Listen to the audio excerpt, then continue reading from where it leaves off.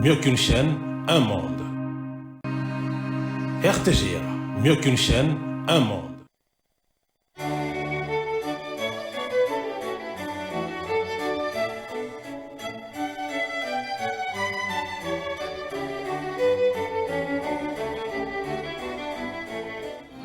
Ce journal vous est offert par Tango Protection.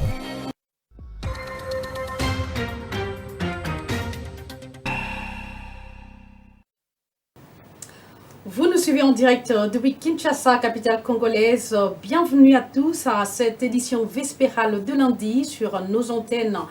Voici sans plus tarder les principaux points de mire de notre journal. La communauté iturienne a rendu hommage aux 43 civils tués lors du massacre survenu le week-end dernier.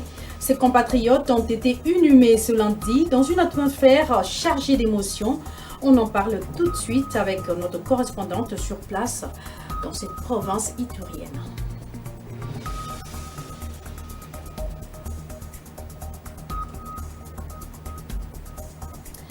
L'actualité, c'est aussi les finalistes du secondaire qui ont affronté ce lundi les épreuves de l'examen d'État sur toute l'étendue du territoire national. Plus de 950 000 candidats repartis à plus de 3000 centres participent à ces épreuves au niveau national et 15 en situation de réfugiés à l'étranger, excepté ceux en présence dans les conflits armés et donc dans les zones, selon le ministre des tutelles qui a donné le go depuis Kinshasa à l'école Don Bosco de Massina.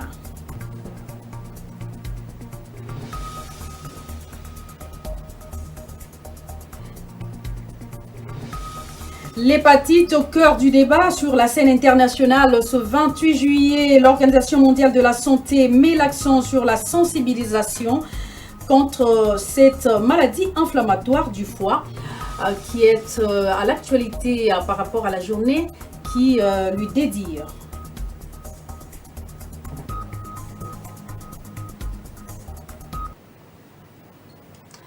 Bienvenue à tous, ce journal part de la province de l'Ituri. Massacre signalé à Komanda, 24 morts des fidèles sur les 43 civils tués la nuit du 26 au 27 juillet par les terroristes ADF qui ont été inhumés dans une atmosphère chargée d'émotions ce lundi 28 juillet 2025. Et c'est donc dans une fosse commune creusée dans la concession de la paroisse Bienheureuse Annuarité de Komanda en territoire d'Irumu, province de l'Ituri, que l'enterrement a eu lieu. Jolie Sekoué Palmer nous fait le point depuis la province de l'Ituri.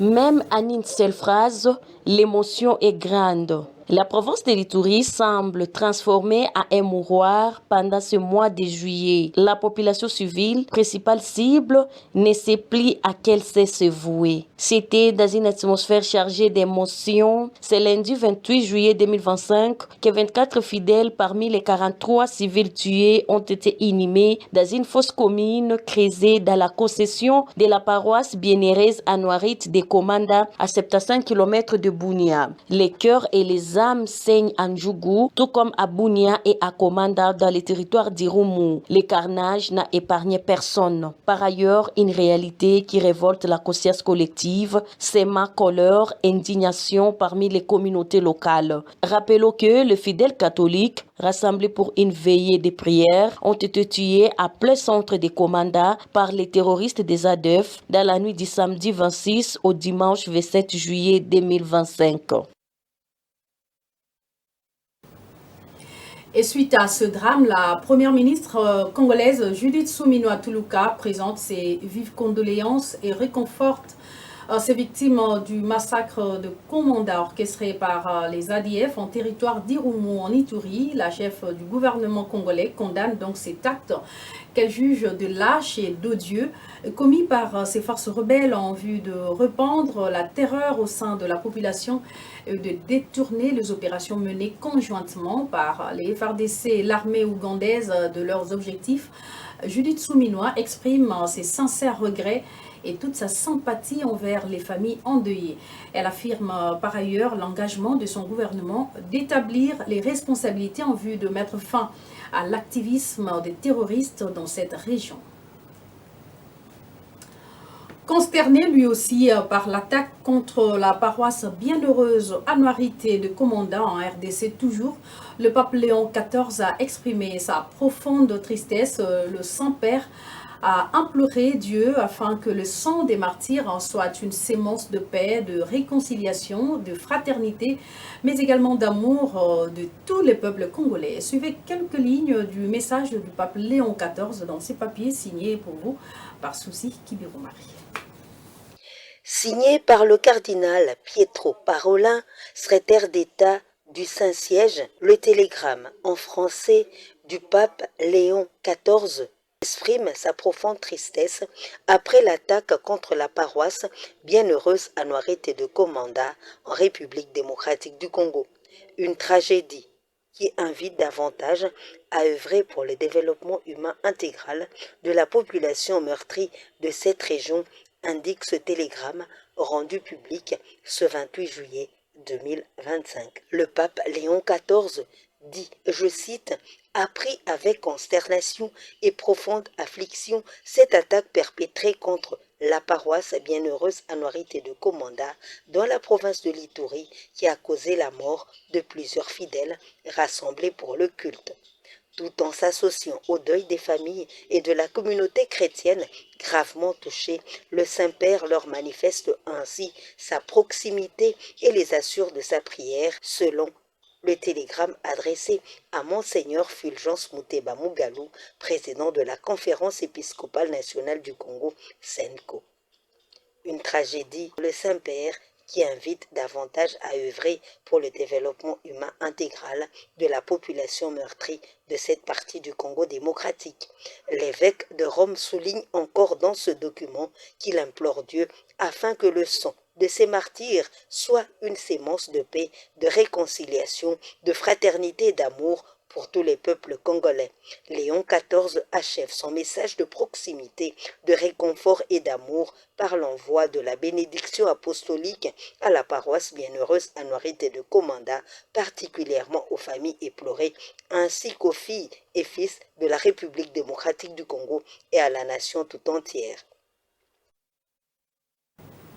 Et par ailleurs, le comité local des droits de l'homme de la voix de Sans-Voix de la commune de Makala, ici à Kinshasa, poursuit avec sa campagne de sensibilisation de masse axée sur les droits de l'homme ce lundi 28 juillet.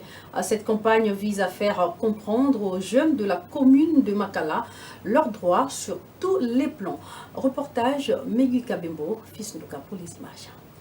Faire connaître les droits humains aux habitants de la commune de Makala pour mieux revendiquer leurs droits aux autorités compétentes, c'est dans ce cadre que le comité local des droits de l'homme de la voix des sans-voix, en partenariat avec Diakona, avec l'appui de l'ambassade de la Suède en République démocratique du Congo, a poursuivi ce lundi sa campagne de sensibilisation de masse sur le droit de l'homme. Ces habitants ont été appelés à dénoncer l'insécurité, la criminalité et toute forme de violation des droits humains de la part des autorités municipales. Maker Bilombi de la commission justice de la commune de Makala a appelé ses habitants au respect de l'environnement afin de protéger leur commune.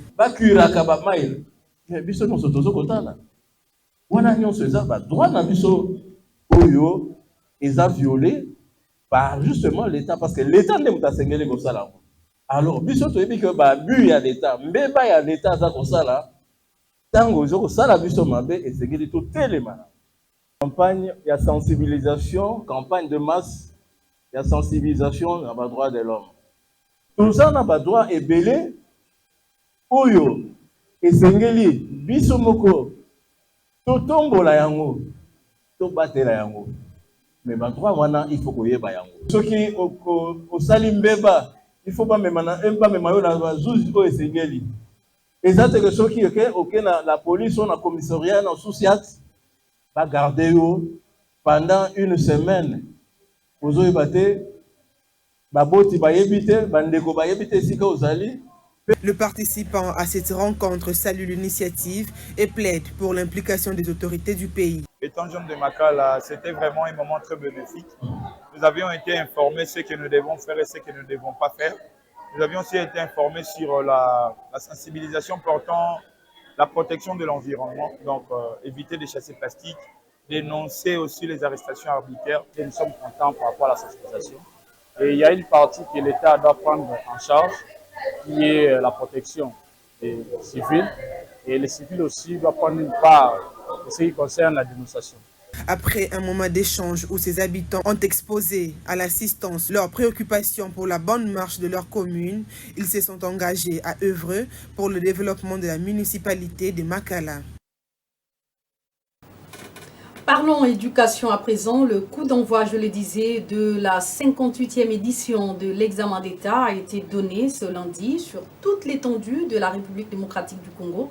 Au total, 3165 centres d'examen ont été déployés à travers le pays, dont 15 à l'étranger, a annoncé la ministre d'État en charge de l'éducation nationale et à la nouvelle citoyenneté, Raïssa Malou, lors d'une cérémonie officielle organisée au collège Don Bosco de Massina à Kinshasa, d'où est parti l'envoi. Et dans son allocution, la ministre a rappelé les efforts du gouvernement pour assurer l'inclusion des élèves vivant dans des zones en crise au sud Kivu, l'un des foyers où sévit l'insécurité dans l'est du pays. L'on a enregistré 44 355 candidats inscrits à cette édition 2025, dont plus de 50% des filles. Toutefois, plus de 20 500 élèves n'ont pas pu passer les épreuves préliminaires et 635 écoles sont restées fermées à cause des affrontements qui opposent le patriote Wazalendo et le rebelle de l'AFC M23 appuyé par l'armée rwandaise. Les épreuves de l'examen d'État édition 2025 qui font l'actualité ont bel et bien démarré ce lundi 28 juillet sur toute l'étendue de la République démocratique du Congo, vous le savez. Pendant 4 jours, plus de 950 000 élèves finalistes repartis dans plus de 3000 centres à travers le pays ont été soumis aux examens dans leurs différentes disciplines. Une étape donc très importante qui a été franchie. Je vous laisse suivre ce reportage. C'est plus de 950 élèves disséminés à travers le pays et à l'étranger qui affrontent les épreuves de l'examen d'État édition 2025, une étape cruciale de leur parcours scolaire. À Kinshasa, pour cette première journée, tout s'est déroulé dans le calme et la discipline. Les épreuves ont débuté dès les premières heures du matin dans la plupart des centres. À la sortie, plusieurs élèves se sont dit confiants pour la suite après avoir affronté les premières matières. Bon, dans notre centre d'aujourd'hui, il y a eu au moins 5 écoles. Il y a eu le collège John Mabouidi, Saint-Joseph Elika, l'école Flambeau, Notre-Dame de Fatima. L'examen s'est plutôt bien passé vu qu'on s'était bien préparé. Moi, personnellement, j'ai eu le temps de réviser, j'ai eu le temps de me concentrer sur ce que nos professeurs ont eu à nous dire. Aujourd'hui, on a eu à passer notre épreuve, premièrement, dans le critique général, la civisme et la déontologie. Ça s'est bien passé précisément, vu qu'on a eu à s'exercer avec nos professeurs de l'école. Aujourd'hui, j'avais que 5 questions et les 5 questions, je crois que j'ai maxé. J'ai bien travaillé, mes collègues, on a bien travaillé. À 8h30 et on a presque terminé ici à partir de 10h. Bon, l'examen s'est bien passé, il faut justement appliquer les raisonnements logiques et la réflexion. Ce rendez-vous annuel symbolise non seulement la fin d'un cycle, mais aussi le début d'un nouveau chapitre pour ces jeunes Congolais qui rêvent d'un avenir meilleur. À noter que la ministre de l'Éducation nationale, Raïssa Malou, qui lors du lancement de ces épreuves a mis l'accent sur l'innovation du e-diplôme, entendait une plateforme numérique basée sur la blockchain pour authentifier le certificat ou le diplôme dorénavant. Plus de 300 candidats de Nizi, à 30 km de la ville en territoire de Djougou, sont délocalisés à Bunia à cause de l'insécurité qui sévit dans la région. Dans cette ville de Bunia, 1862 candidats repartis dans 55 centres ont passé ces épreuves dans la province éducationnelle Ituri 1. Dans une communication publiée ce même lundi, les forces armées de la République ont réaffirmé leur engagement à protéger les civils et aussi à traquer les rebelles continuellement. Jolie Sekoye Palmer, correspondante RTJA sur place.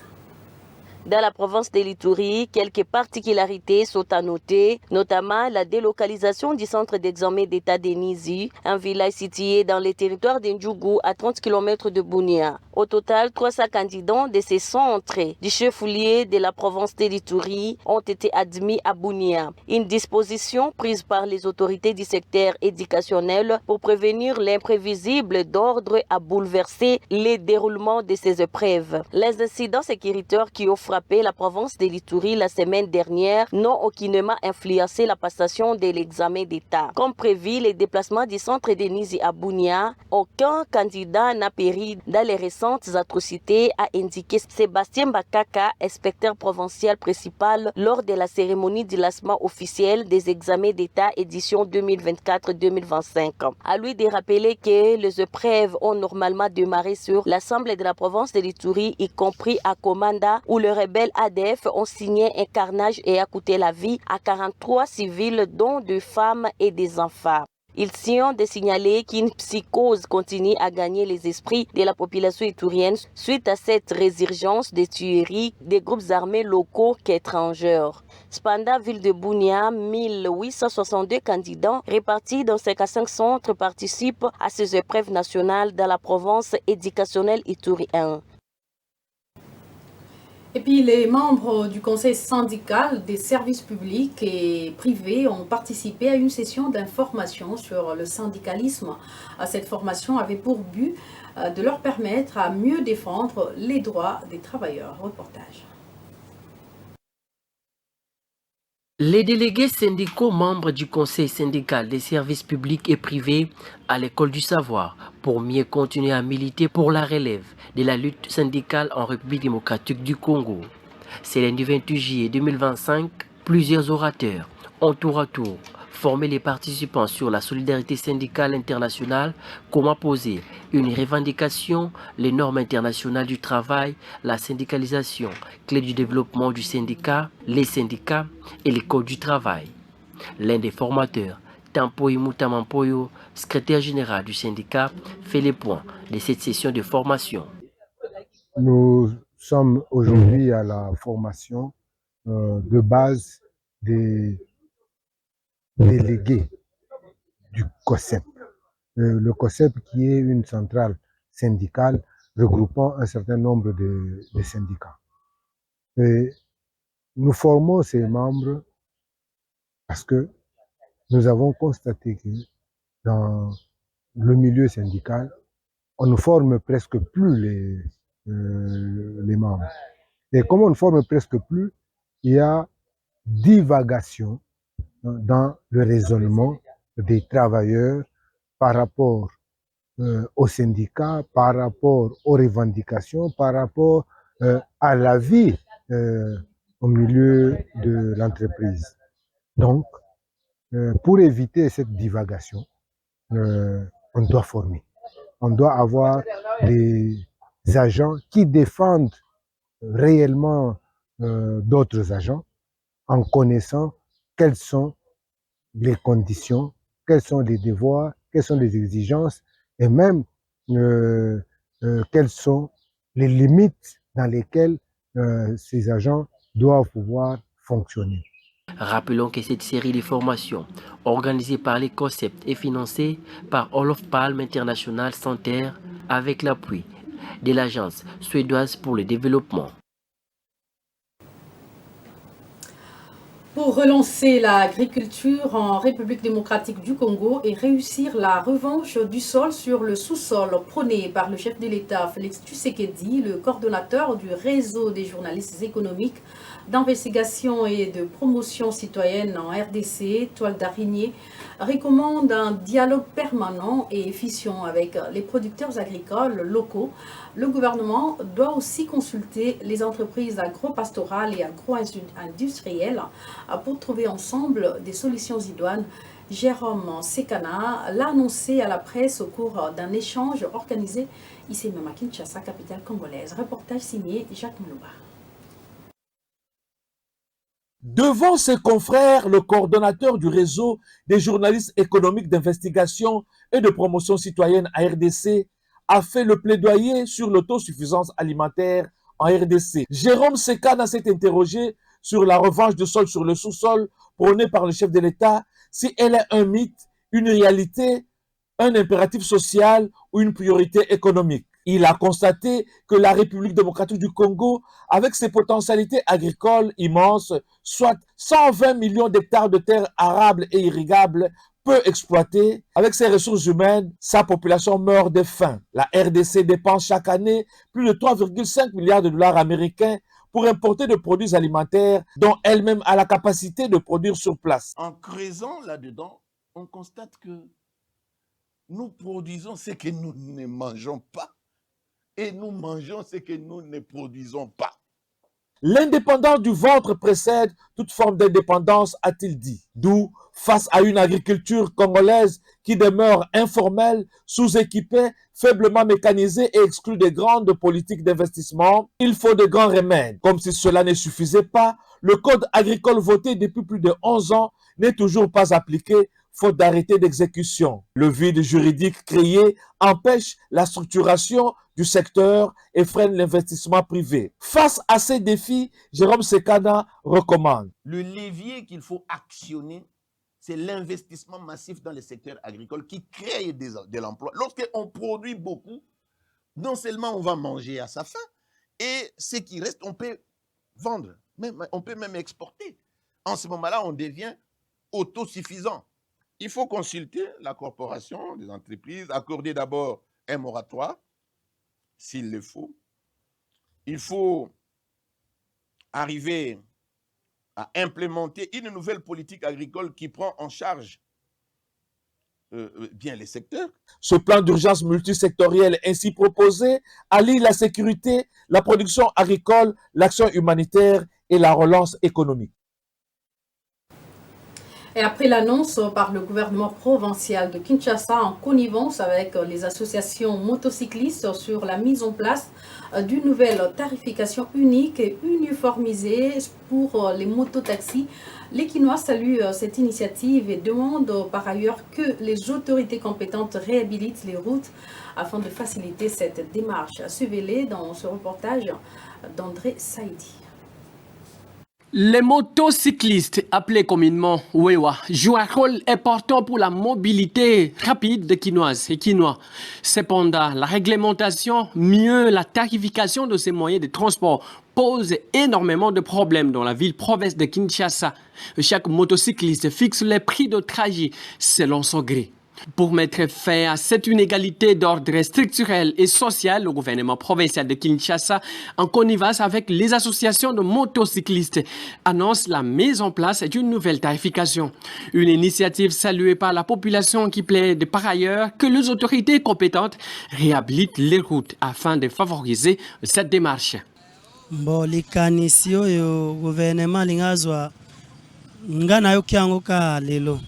Mais soka lingazo alikanisiwana eza bien abongisa banzela akitisa pe kabira parce que nzela na kabira ndezo sala ke transport imata ta banzela eza mabe tozo rouler bien te yesko soka atie ba prix fixe gouvernement lokwa bazui likaniswana eza malamu mais bachango en application balandela bacha ba gens oyo ba bando tala biloko na so eza respecté.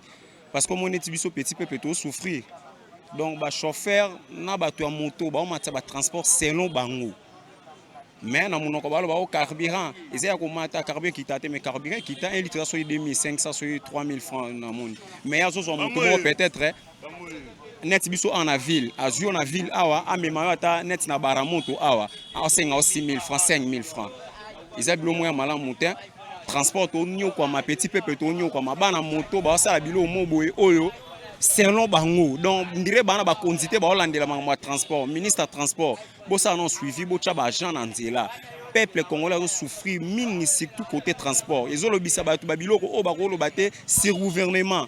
La mise en place par le gouvernement provincial de la nouvelle tarification pour les motocyclistes est vivement attendue par la population kinoise qui parle d'une mesure socialement significative. Santé pour terminer, hépatite, faisons tomber les barrières, c'est le thème choisi pour la célébration ce 28 juillet de la journée mondiale de sensibilisation contre cette pathologie inflammatoire du foie. L'Organisation mondiale de la santé appelle donc à une action urgente pour étendre et intégrer également les services de lutte contre les hépatites dans les systèmes de santé nationaux. L'accent est mis sur le dépistage et le traitement pour les hépatites B et C, car elles sont la principale cause de décès liés aux maladies infectieuses. Suzy Marie nous en parle. C'est sous le thème « Hépatite faisant tomber les barrières » qui est célébrée la journée mondiale contre cette maladie en cette édition 2025. Une thématique qui souligne la nécessité de s'attaquer aux obstacles financiers, sociaux et systémiques qui entravent la prévention et le traitement de l'hépatite, y compris la stigmatisation. L'objectif étant de simplifier, d'étendre et d'intégrer les services de lutte contre l'hépatite, vaccination, pratique d'injection sécurisée, réduction des risques, dépistage et traitement dans les systèmes de santé nationaux. La journée mondiale contre l'hépatite est célébrée chaque année en l'honneur de la découverte du virus de l'hépatite B par Baruch Bleuberg. Faisant tomber les barrières rappelle donc qu'il faut agir d'urgence pour venir à bout des obstacles financiers, sociaux et systémiques, y compris la stigmatisation qui freine l'élimination de l'hépatite et la prévention du cancer du foie. Le virus responsable de l'hépatite chronique B et C entraîne des lésions qui évoluent de manière silencieuse et parfois un cancer. Toutefois, il est possible d'éviter et de traiter les hépatites et dans le cas de l'hépatite C, d'en guérir. Le thème choisi cette année montre qu'il faut simplifier, étendre et intégrer les services de lutte contre les hépatites, vaccination, pratique d'injection et sécurisée, réduction des risques et surtout dépistage et traitement dans les systèmes de santé nationaux. La campagne rappelle que tous devons agir immédiatement pour élargir l'accès, intégrer la prise en charge et faire en sorte que l'hépatite ne soit plus une menace pour la santé publique d'ici à 2030. Ce journal touche à sa fin, l'essentiel à retenir. La communauté itourienne a rendu hommage aux 43 civils tués lors du massacre survenu le week-end dernier. Ses compatriotes ont été inhumés ce lundi dans une atmosphère chargée d'émotions. Vous avez suivi le point avec notre correspondante dans la région.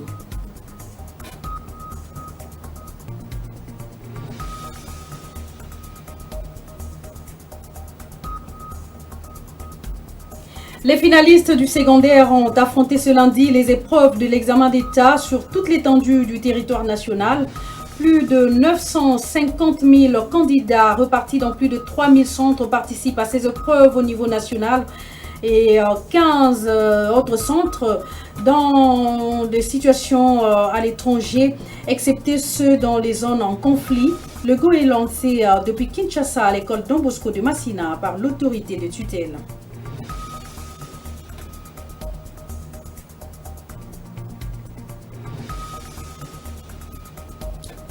L'hépatite au cœur du débat sur la scène internationale ce 28 juillet. L'Organisation mondiale de la santé met l'accent sur la sensibilisation contre cette maladie inflammatoire du foie. C'était tout pour l'essentiel.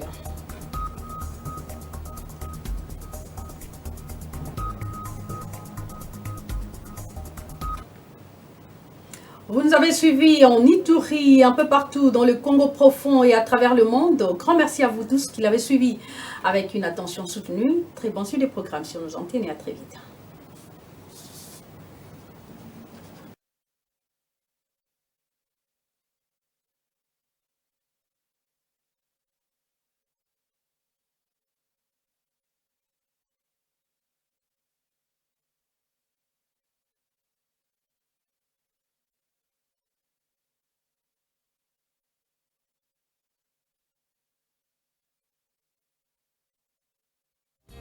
Ce journal vous a été offert par Tango Protection.